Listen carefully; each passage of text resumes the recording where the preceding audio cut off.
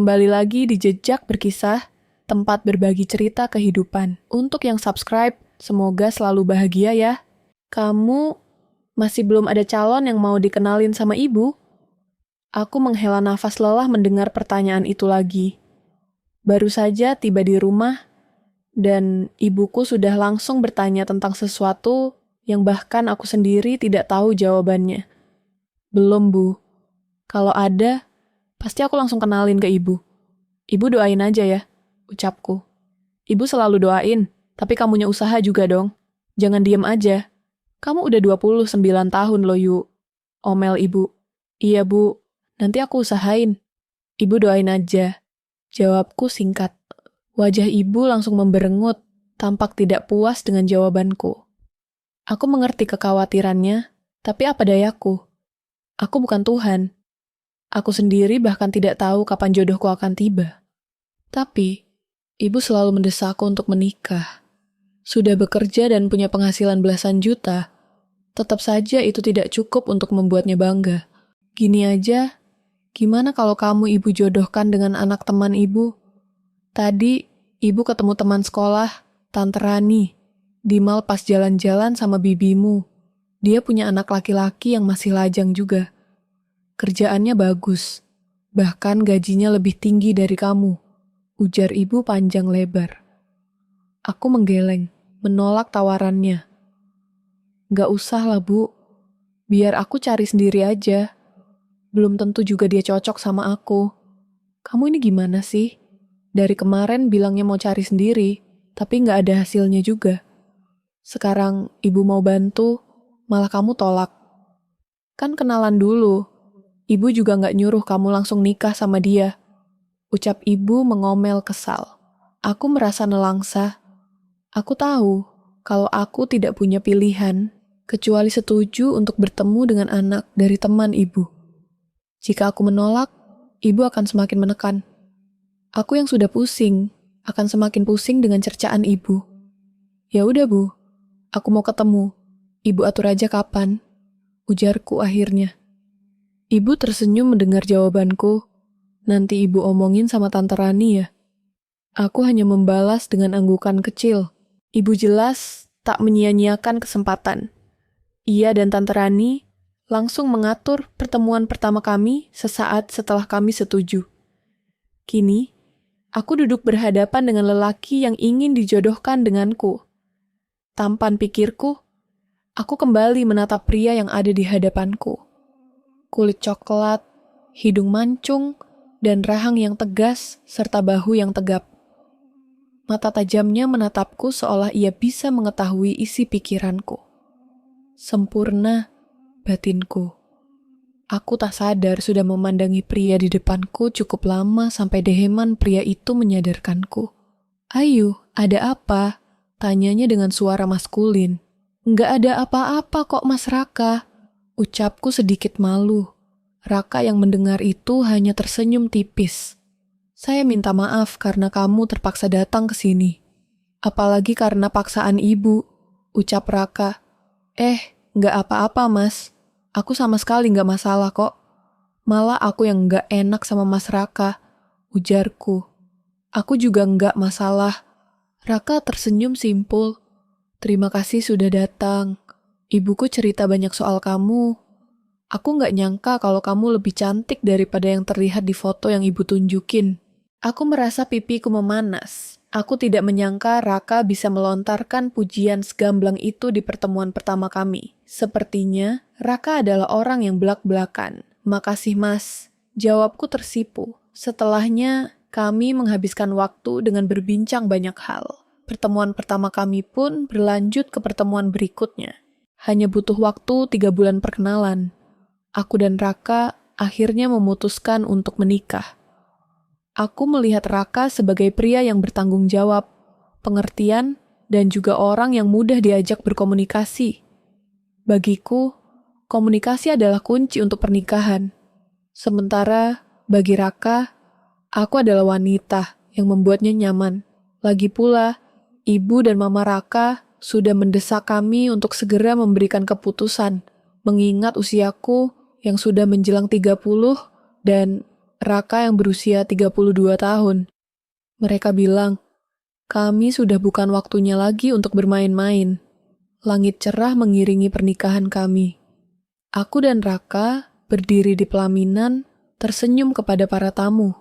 Aku yang dibalut kebaya putih, merasa anggun dalam balutan itu. Kini, aku sudah resmi menikah. Tidak ada lagi lelah karena penantian dan ocehan ibu. Aku, Ayu Dewi, resmi menjadi seorang istri dari Raka dan Napati. Hatiku membuncah bahagia. Aku tak sabar menjalani kehidupan pernikahan bersama suamiku. Kamu capek? Bisik Raka di telingaku. Aku tersentak kaget dengan perlakuan suamiku. Aku menggeleng pelan. Aku baik-baik aja, Mas. Jawabku. Sabar ya, acaranya masih lama. Tamunya juga masih rame. Tapi paling ramai tamu ibu sama mama. Celetukku. Raka tertawa kecil mendengar ucapanku. Lihat tuh ibu dan mama, heboh banget dari tadi. Ucapnya sambil menunjuk ke arah mereka. Iyalah, kan mereka yang paling ribut nyuruh kita cepet nikah. Makanya pas kita putusin buat nikah, mereka semua kegirangan. Jawabku terkekeh. Tawa Raka ikut mengalun mendengar kekehanku. Semoga bukan cuma orang tua kita aja yang bahagia dengan pernikahan ini. Ya, lirih Raka. Aku menatap suamiku yang memandang sendu ke arah orang tua kami. Aku terheran mendengar suara lirihnya. Namun aku tak mau terlalu memikirkannya. Aku hanya menjawab harapannya, amin mas, semoga kita semua bahagia. Pagi ini seperti biasa, aku terbangun sebelum Raka. Suamiku masih terlelap di sebelahku, napasnya teratur dan tenang. Aku menatap wajah tampannya sesaat sebelum akhirnya bangkit menuju dapur. Sudah menjadi kebiasaanku menyiapkan sarapan sebelum Raka berangkat kerja. Meskipun sibuk, dia selalu menyempatkan diri untuk makan di rumah sebelum pergi. Aku memasak nasi goreng kesukaannya pagi ini. Saat aku menyajikan makanan di meja, Raka sudah keluar dari kamar dengan wajah segar dan pakaian untuk bekerja. Ia duduk dan mencicipi satu suapan nasi goreng, lalu tersenyum. Aku suka banget sama masakanmu, katanya dengan mulut masih penuh. Berkat skill masak kamu, aku harus makin sering olahraga. Badan aku makin melar karena makan masakan kamu. Aku tertawa kecil. Ini kan cuma nasi goreng biasa, Mas. Tapi kalau kamu suka, aku seneng. Nggak cuma nasi goreng ini aja. Tapi masakan kamu yang lain juga enak, ujarnya sambil terus mengunyah. Melihatnya, makan dengan lahap membuatku merasa senang. Kami menikmati sarapan dengan obrolan ringan. Aku menatapnya sejenak, ragu untuk bertanya, lalu akhirnya aku buka suara. Mas pulang lambat lagi hari ini, tanyaku. Raka menaruh sendoknya dan menatapku. Iya, Mas harus lembur lagi. Ada pemotretan dari brand terkenal. Beberapa hari ini mungkin Mas bakal pulang telat. Maaf ya, nggak bisa nemenin kamu di rumah. Padahal ini hari Minggu. Aku mengangguk mengerti. Nggak apa-apa, Mas. Namanya juga kerja. Aku nggak mungkin larang kamu pergi cuma karena sendirian di rumah. Makasih ya sayang, udah ngerti, ujarnya. Aku tersenyum dan mengulurkan tangan untuk menyalami sebelum dia pergi. Hati-hati mas, semoga lancar kerjaannya. Dia mengecup dahiku sebelum beranjak keluar. Aku mengantar kepergiannya hingga mobilnya menghilang di ujung jalan. Hari ini, seperti biasa, aku menghabiskan waktu dengan membereskan rumah. Ketika sedang mengepel, tanpa sengaja batang pel yang aku gunakan menyentuh pintu hingga sedikit terbuka. Aku menoleh dan menyadari sesuatu. Ini kan ruang kerja Mas Raka. Aku terdiam. Biasanya ruangan ini selalu terkunci. Raka memang tidak pernah melarangku masuk, tapi dia juga tidak pernah mengizinkan siapapun, termasuk aku, untuk masuk. Rasa penasaranku memuncak. Kalau aku masuk tanpa izin, Mas Raka bakal marah nggak ya? Bisikku pada diri sendiri. Tepat saat tanganku hendak menyentuh gagang pintu, ponselku berdering. Aku melihat nama Raka di layar dan langsung mengangkatnya. Halo Ayu, malam ini Mas nggak bisa pulang, kerjaan banyak banget hari ini, jadi Mas nginap di studio, katanya. Aku sedikit kecewa tapi aku mencoba memahami. Sesibuk itu ya Mas? Ya udah, hati-hati ya, jangan lupa makan.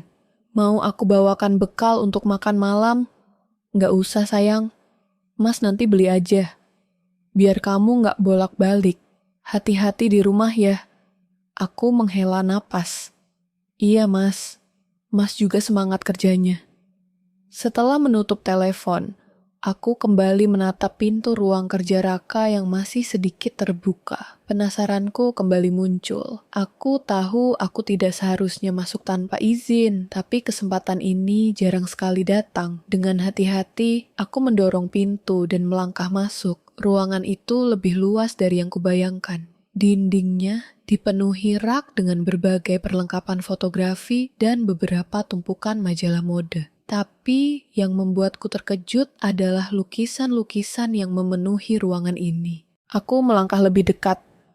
Ada banyak lukisan di sini.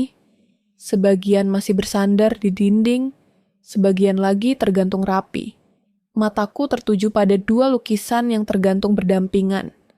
Lukisan seorang anak perempuan dan seorang wanita dewasa. Aku mendekat, membaca tulisan kecil di pinggir lukisan. Malaikat kecil yang tak pernah kurasakan pelukannya. Alisku mengernyit. Aku beralih ke lukisan wanita dewasa. Cinta terakhir, aku semakin bingung. Siapa mereka? Aku tidak pernah mendengar Raka bercerita tentang mereka. Saat aku hendak menyentuh lukisan anak perempuan itu, sebuah amplop kecil terjatuh dari balik bingkainya. Aku membungkuk dan mengambilnya. Amplop rumah sakit? Aku semakin cemas. Mas Raka sakit. Dengan tangan sedikit gemetar, aku membuka amplop itu dan mengeluarkan isinya. Bukan hasil pemeriksaan kesehatan, melainkan sebuah foto USG kandungan.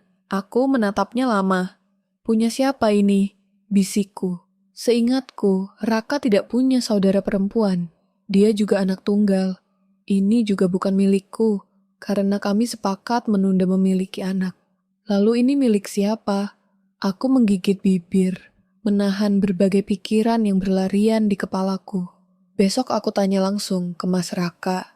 Gumamku sambil mengembalikan foto USG ke dalam amplop dan meletakkannya di meja kecil di ruangan itu. Aku keluar dari ruangan dengan penuh tanda tanya di kepala. Ada sesuatu yang Raka sembunyikan dariku. Tapi apa? Rencanaku untuk bertanya kepada suamiku ketika ia pulang. Nanti ternyata harus ditunda. Raka meminta izin untuk tidak pulang beberapa hari karena sibuk. Setelah 3 hari berlalu, aku akhirnya berencana untuk singgah ke studionya sepulang dari kantor. Aku ingin mengantarkan makanan serta melihat kabarnya. Aku menyapa satpam saat hendak masuk ke dalam studio. Mas Raka ada kan Pak? Satpam itu mengangguk. Ada Bu, langsung saja ke ruangan Bapak, pakai lift. Oke Pak, makasih. Saya masuk dulu ya. Ucapku, baik Bu, silahkan. Raka pernah beberapa kali mengajakku mengunjungi studio fotonya. Dia juga mengenalkanku dengan staf dan fotografer yang bekerja dengannya. Aku mengingat kalau kantornya berada di lantai 3, jadi aku langsung menekan tombol lift menuju ruangannya. Pintu lift terbuka ketika sampai di lantai yang dituju. Sepi ya Mas Raka, bener ada di kantor nggak ya? Gumamku sendiri. Aku bahkan tidak melihat kehadiran Mbak Mira, sekretaris suamiku, di mejanya. Namun, ketika aku mendekati ruangan Raka dan hendak mengetuk pintu, aku mendengar suaranya yang sedang berdebat dengan seorang wanita. Suara mereka cukup keras hingga terdengar dari balik pintu. Aku mengurungkan niatku dan memilih untuk mendengarkan. Kamu gila, Raka. Kamu gak pernah bilang kalau kamu udah nikah. Kalau aku nggak dikasih tahu sama Mbak Mira, aku selamanya akan kamu bodohi. Ujar suara perempuan yang kudengar dari balik pintu. Aku masih berharap kita kembali bersama. Suara Raka terdengar lirih. Kamu sinting. Mau kamu kemanain istri kamu itu? Sudah aku bilang berkali-kali. Hubungan kita udah gak ada harapan, Raka. Dan sekarang kamu juga udah nikah. Tapi kemarin, kamu gak nolak saat kita tidur bersama. Kalau aku tahu kalau kamu udah punya istri, aku gak bakal sudi ngelakuin itu. Lagi pula, tidur denganmu bukan berarti aku mau kembali dengan kamu. Demi Tuhan, Raka, aku mungkin perempuan murahan seperti yang ibumu bilang. Tapi aku bukan penjahat yang mau tidur dengan pria beristri. Sahut wanita itu dengan nada tinggi. Aku terpaku mendengarnya. Suamiku tidur dengan wanita lain dan memohon agar mereka kembali bersama. Padahal usia pernikahanku bahkan belum setahun. Kamu pikir aku mau nikah dengan selain kamu? Aku terpaksa karena ibu yang enggak berhenti nyuruh aku dan kamu yang enggak mau berjuang bareng aku. Aku hanya mencintai kamu sampai kapanpun. Jawab Raka dengan suara yang tak kalah tinggi. Kamu mau nyalahin aku lagi? Kurang berjuang apa aku buat dapetin restu ibu kamu? Dari cara baik sampai cara kotor sekalipun. Aku sampai rela kamu hamili dulu, biar ibu kamu kasih kita izin buat nikah. Tapi hasilnya apa? Ibu kamu makin ngerendahin aku, bikin aku stres, dan berakhir keguguran. Dan di mana kamu saat aku butuh kamu? Dalam sekejap, duniaku terasa terhenti. Tubuhku menggigil mendengar kebenaran tentang suamiku. Aku hanya bisa berdiam diri, berusaha mencerna apa yang baru saja ku dengar. Tak lama, aku mendengar suara suamiku lagi. Karin, aku minta maaf untuk anak kita. Tapi sekarang kamu sudah kembali. Tolong jangan tinggalkan aku lagi. Ucap Raka. Kamu tahu, Raka, yang membuat aku pergi bukan hanya karena restu ibumu, tapi karena sikap kamu yang pengecut. Kamu hanya memikirkan perasaanmu tanpa mempedulikan orang lain. Sudah cukup dengan urusan kita, Raka. Tidak ada masa depan untuk kita. Aku tidur bersamamu hanya untuk bersenang-senang. Tidak ada lagi cinta. Dan sekarang aku merasa bersalah dengan istrimu, kata wanita itu. Tapi aku tidak mencintai dia, Karin. Ucap Raka sendu. Aku tidak bisa mencintai siapapun kecuali kamu. Aku kembali mendengar wanita itu berdecak. Itu urusan kamu. Yang aku tahu, kamu sudah menikah, dan kamu harus berkomitmen dengan istrimu. Jangan jadi pengecut, Raka. Jangan sampai istrimu meninggalkanmu. Aku akan segera pergi. Perlakukan istrimu dengan baik dari sekarang. Aku gelagapan.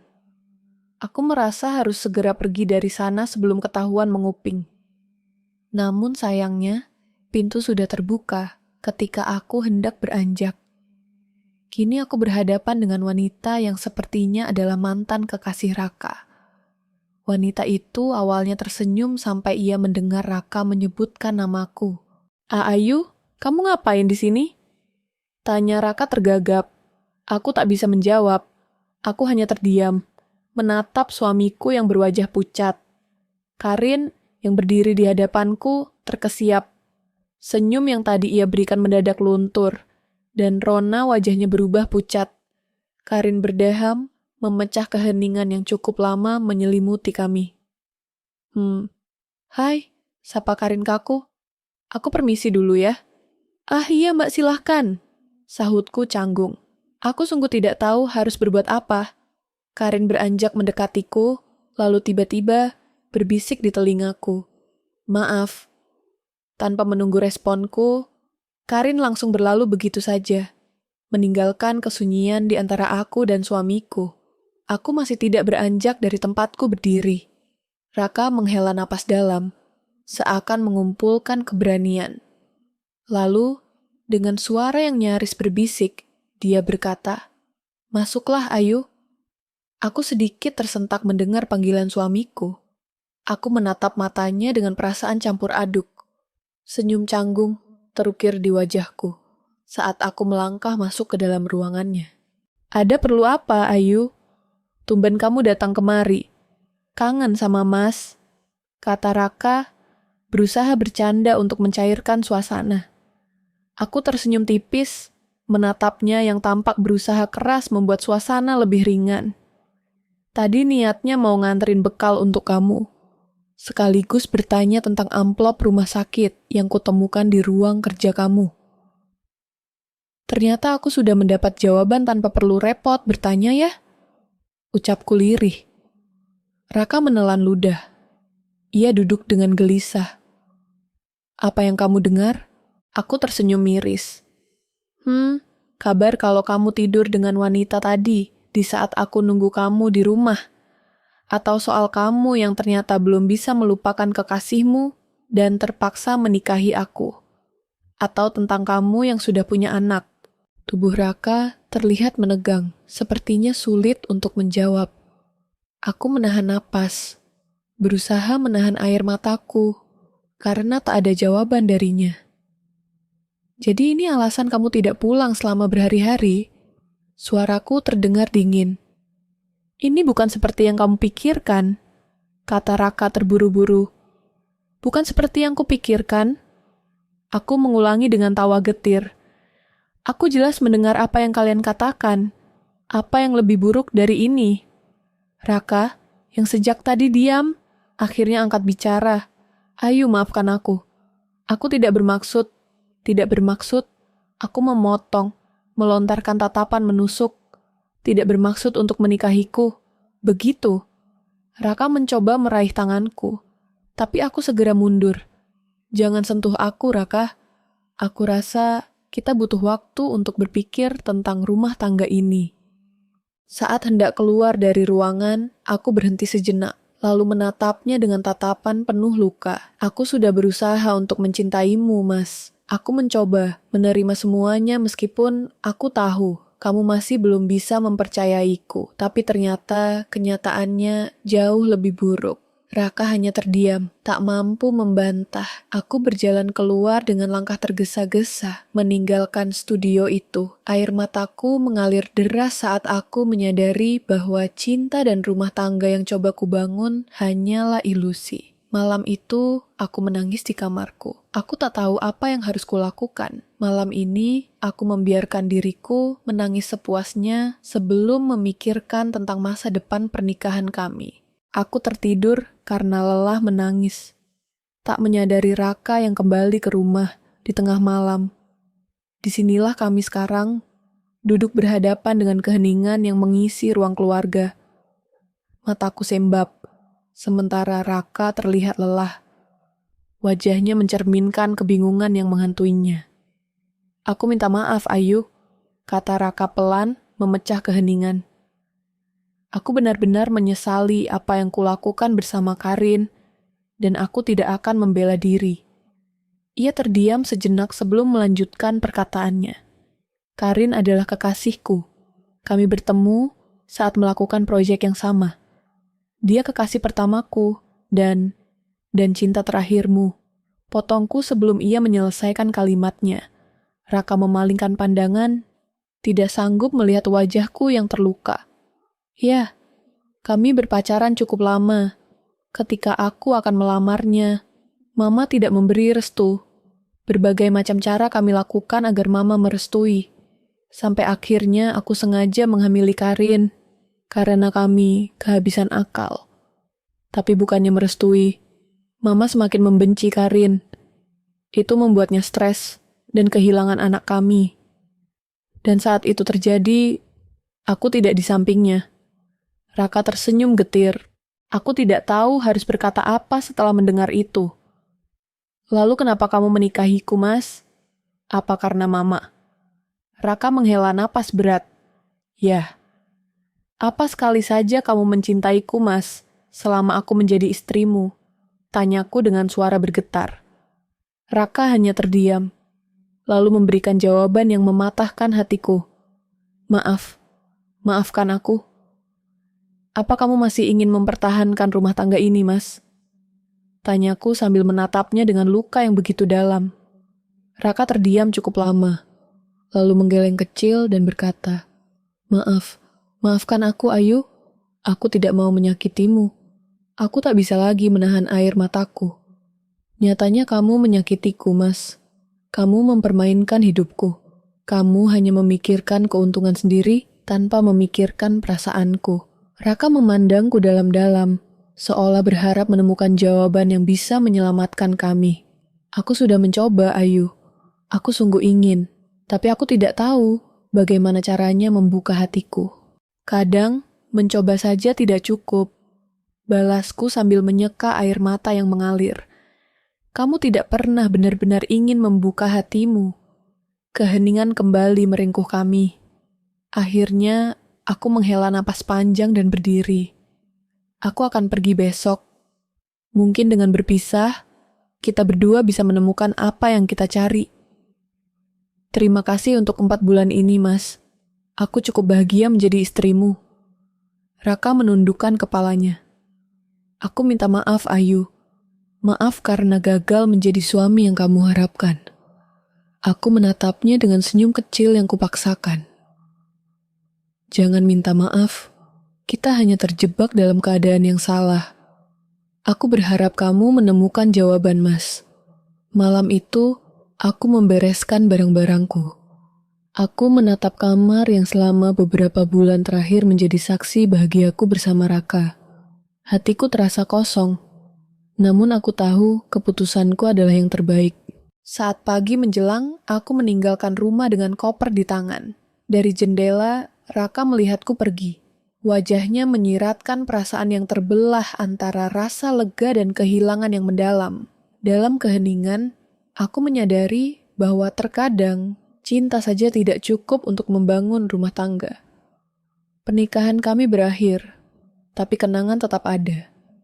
Aku menyadari bahwa cinta harus datang dari ketulusan, tanpa keraguan, tanpa bayangan masa lalu yang terus menghantui, dan terkadang melepaskan adalah cara yang terbaik.